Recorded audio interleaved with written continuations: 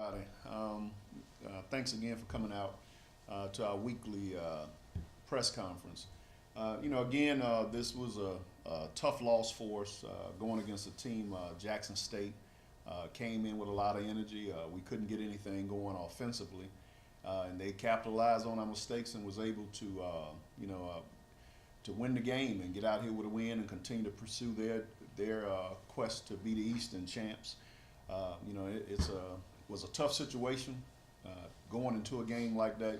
Just thought we would bring more energy and produce more than what we did, but we came up short, and it's time to get back to the drawing board, make assessments, and move forward. Your team is out of contention for the SWAC championship. What message do you send to them to get them to play the remainder of the season? Well, at this point, it can only be one champion and only two teams in the championship. And, you now as the head coach, you look at everything that was done collectively through the program. So it's not so much assessing the young men anymore. It's mainly on everything from the time you practice to the weight training to who's playing. You start looking towards your recruiting needs to fit the attrition of the guys that's graduating. And what you do is still encourage them that this is the time when you love to play the game of football, you still go out and play. We all came up short. Now we have to, take our responsibilities forward and move on. But ultimately, the buck stops with me. I'm the head coach. I assembled the players. I assembled the coaches. And now I have to find a way within this whole situation to make sure that as we go into the off season and we take the field towards next year, that we're not coming up short. Coach, it seemed as though the energy from 2 weeks ago last week against Texas Southern, and then this past weekend against Jackson State it decreased. They came out with a lot of energy versus Texas Southern, and then so much more than Jackson State couldn't get good things going offensively. What can you say about the energy? Well, again, as the head coach, I got to find a way that they come out and take the field every week ready to play.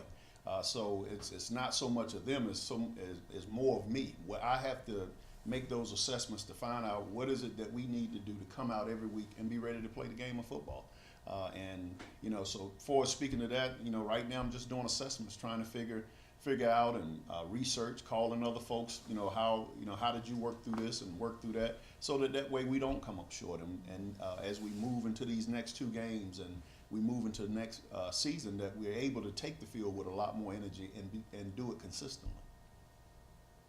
Coach, you've had some offensive lows. You've had some games where you were able to score the ball pretty well and put points on the board, and there was other times where it seemed like offenses struggled to get off the ground. What do you attest that to? Do you attest that to more of the players, or was it schematically? It's a little bit of both. Actually, should I say, it's a lot of both. It's one of those situations.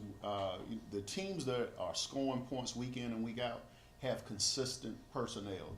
And not only just consistent personnel, they're doing some of the same things. You can go out and look at their offense, and if they're running zone and running zone read or they're running read option, or they're throwing the ball down the field, they're doing the same things. And it just seems and appears to me that we're doing different things every week, and it's different personnel. And some contributed to injuries, but I don't know how many people at this point is playing with the third string quarterback.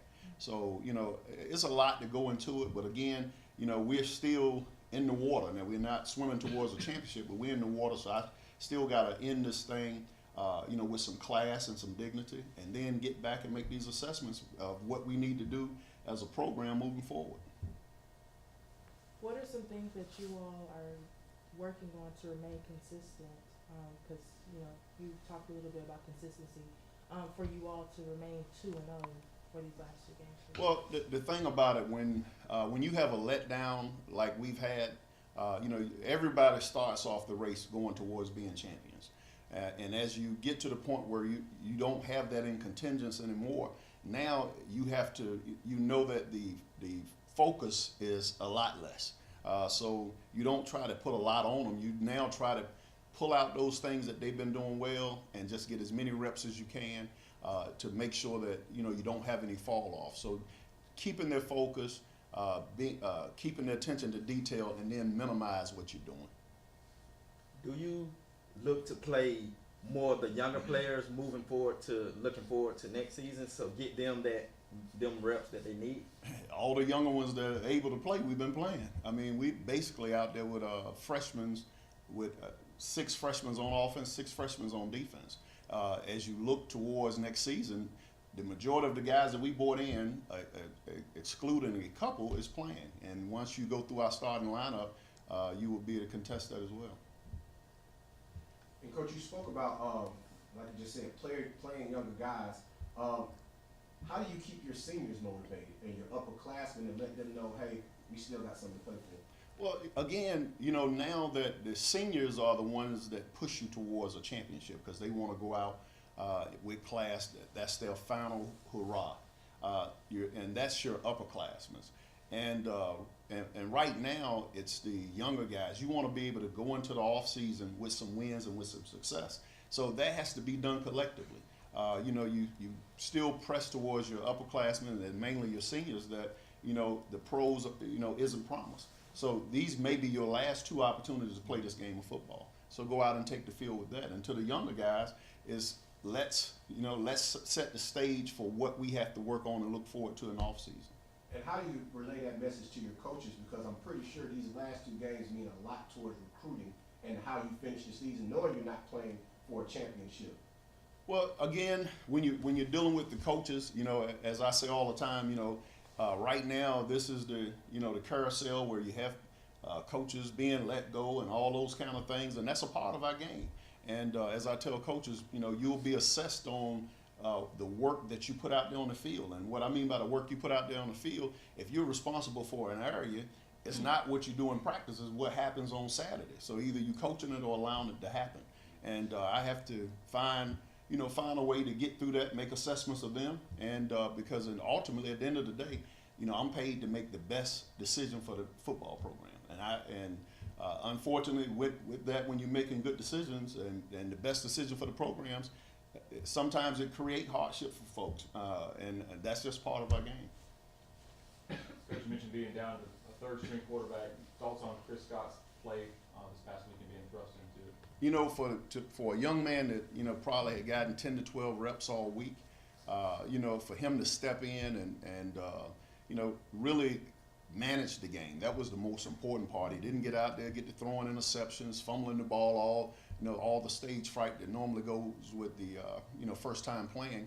And I thought he threw the ball well. I thought he did a great job of managing the pocket, and and I'm anxious to see how he improves this week from getting all the reps this week.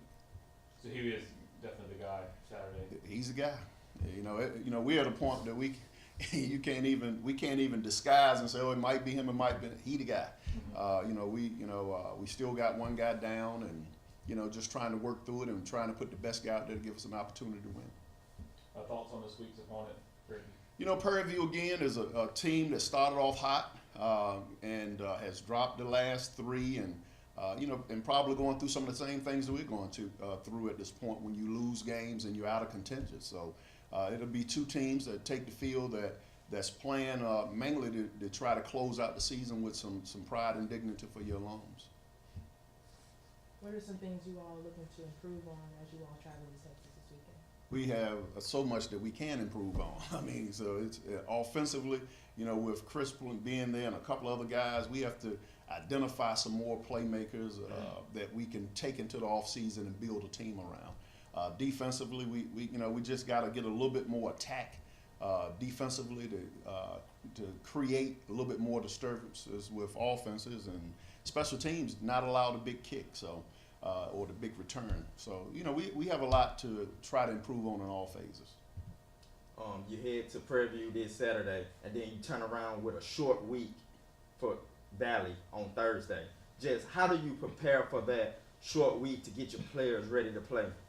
Again, we'll come back directly after the game. Once we play Prairie View, we'll start work on Sunday. Monday will be a practice day, and Tuesday will be a practice day, and then Wednesday will be a prep day before the game on Thursday. So you just take your end of the week and move it forward, and and get as much as you can done between that trip of coming back and Sunday as you can. Schematically, is this something that on these next 2 games, will we see you guys do something different, or will you just stay the course of how you've been doing it all season? You know, right now it's not about trickeration or just changing anything, because you've been building on whatever you've been working on all year. It's just trying to, you know, finish out strong, doing whatever that we've been able to do good, and whatever that may be in all three phases, and bring it together to try to play, you know, collectively in these next two games. ASU has done something different with homecoming, making it a homecoming month rather than homecoming week. Do you feel like that's been a distraction to some of your players? No, I mean, you know, the bottom line is that, you know, we're here to coach football and they're there to play football. And we've had no more distractions than anybody else has had, you know, within a season.